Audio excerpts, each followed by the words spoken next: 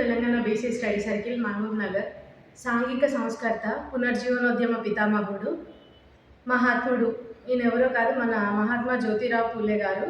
ఆయన జయంతి సందర్భంగా మనము ఆయనని ఇక్కడ స్మరించుకుంటూ ఆయన గురించి కొన్ని విషయాలను మనం ఇక్కడ మాట్లాడుకుందాం.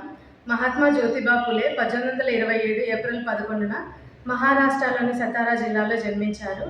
ఆయన తండ్రి గోవిందరావు పూలే ఆయన కూరగాయల వ్యాపారం మరియు పూల వ్యాపారం చేసేవాడు. మహాత్మా జ్యోతిబా పూలే చిన్న వయసు నుంచే తను చదువుకోవడం ప్రారంభించాడు. కానీ ఈయన చదువుకి అగ్రవర్ణాల వారు ఆటంకం కలిగించేవారు. శూద్రులకు చదువు ఎందుకని ఉన్నత వర్గాల వారు వారి తండ్రి పైన ఆధిపత్యం పెంచడంతో ఆయన చదువుకి ఆటంకం కలిగింది. ఆయన ఇట్లాంటి సంఘటనలు జరగకూడదని సమాజంలో గొప్ప సంస్కరణలు తీసుకురావాలని చెప్పి సామాజిక సంఘ సంస్కర్తగా ముందుకెళ్తూ 1848వ సంవత్సరంలో శ్రీ విద్యా బాలికల పాఠశాలను ప్రారంభించడం జరిగింది. ఈ పాఠశాల మీద అగ్రవర్ణాల వాళ్ళు పెత్తనం సాధిస్తూ దీనికి ఎన్నో ఆటంకాలు కలిగించినప్పటికీ ఆయన భార్య అయిన సావిత్రిబాయి పూలే గారి సహకారంతో ఈ స్కూళ్ళని శ్రీ విద్యను ముందుకి సాగించడం జరిగింది. అట్లాగే ఎన్నో స్కూల్స్ని మొదలుపెట్టి స్త్రీ పురుషులు ఇద్దరు సమానంగా చదువుకున్నప్పుడు మాత్రమే సమాజంలో మార్పులు వస్తాయన్న ఒక నమ్మకాన్ని ఆయన బలపరుచుకొని సమాజానికి విద్య అవసరం ఎంతో విద్య ప్రాముఖ్యతను తెలియజేసినటువంటి గొప్ప మహానుభావునిగా మనం జ్యోతిబా పూలే గారి గురించి చెప్పుకోవచ్చు. అదేవిధంగా ఈయన అగ్రవర్ణాల వాళ్ళు అణగారిన వర్గాల మీద చేసే పెత్తనాన్ని, కుల వ్యవస్థను వంటి వాటిపైన అనేక సంఘ సంస్కరణలను రూపుమార్చాలనే ఒక కంకణం కట్టుకొని సమాజాన్ని ముందు అడుగుకు వేయాలని మంచి బాటలు వేసినటువంటి వ్యక్తిగా మనం జ్యోతిబా పూలే గారి గురించి చెప్పుకోవచ్చు.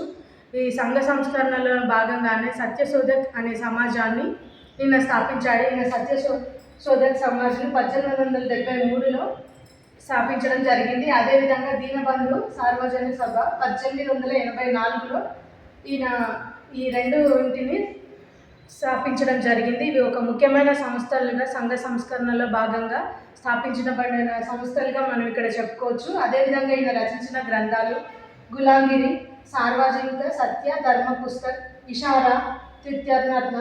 అదేవిధంగా ఈయన రచించిన ముఖ్యమైన జర్నల్ వచ్చేసి దీనబంధు.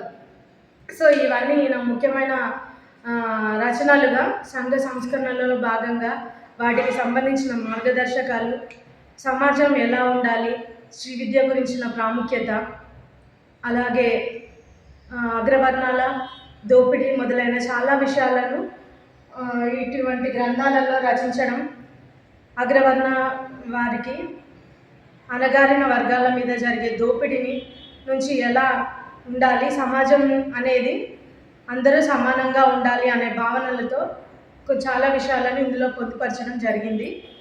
సో మహాత్మా జ్యోతిబా పూలే గారి ఆశయాలని మనం ముందుకు తీసుకెళ్ళాలి అని అంటే ఆయన ఆశయాలకు ఆయన మార్గదర్శకాలకు అనుగుణంగా ప్రస్తుత సమాజం నిలబడాలి అంటే కుల మత దోపిడీలు లేకుండా అందరూ సమానంగా